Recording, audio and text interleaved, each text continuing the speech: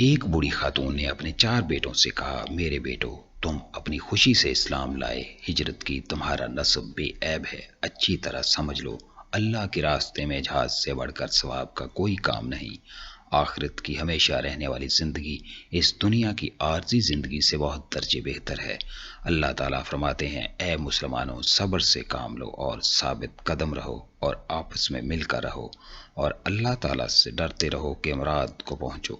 کل جب جنگ شروع ہو تو تجربہ کاری کے ساتھ اللہ سے مدد مانگتے ہوئے دشمن پر ٹوٹ پڑنا، اور جب تم دیکھو کہ لڑائی پورے زوروں پر شروع ہو گئی ہے تو تم دشمن کی صفوں میں گھس جانا، اللہ کے راستے میں دیوانہ وار تلوار چلانا، ہو سکے تو دشمن کے سپہ سالار پر ٹوٹ پڑنا، کامیاب رہے تو بہتر، اور اگر تمہیں شہادت نصیب ہوئی تو اس سے بھی بہتر، اس لیے کہ آخرت کی فضیلت کے حقدار ہوگے۔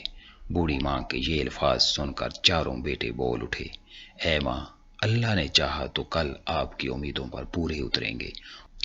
دوسرے دن جب مارکا شروع ہوا تو اس خاتون کے 4 فرزندوں نے اپنے گھوڑوں کی بھاگیں سنبھال لیں اور میدان جنگ کی طرف روانہ ہو گئے۔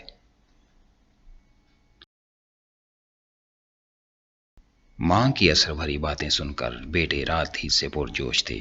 اب جب لڑنے کا موقع ملا تو دیوانہ وار لڑے، ایسی شجاعت دکھائی کہ دشمن بھی ان کا لوہا ماننے پر مجبور ہو گیا۔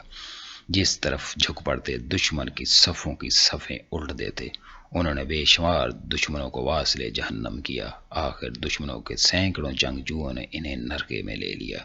اس حالت میں بھی یہ 4 جاں باز بے خوف ہو کر لڑتے رہے، دشمنوں کو خاک اور خون میں نہلاتے رہے، آخر کار 4 جام شہادت نوش کر گئے۔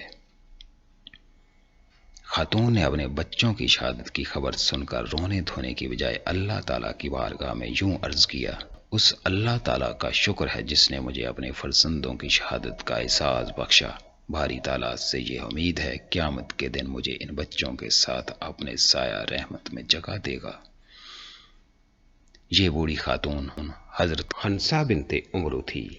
آپ کا شمار بہت ہی بلند مرتبہ صحابیات میں ہوتا ہے۔